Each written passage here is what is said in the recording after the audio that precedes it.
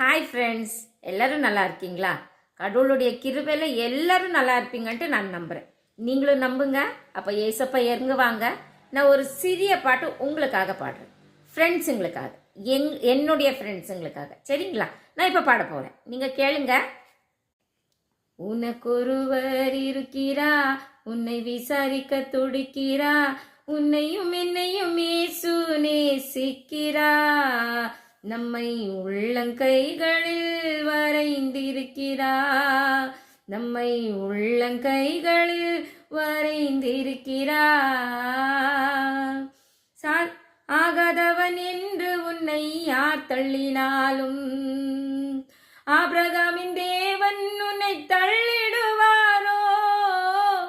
ஆகாதவன் என்று உன்னை யார் தள்ளினாலும் ஆபிரகாமின் தேவன் உன்னை தள்ளிடுவாரோ?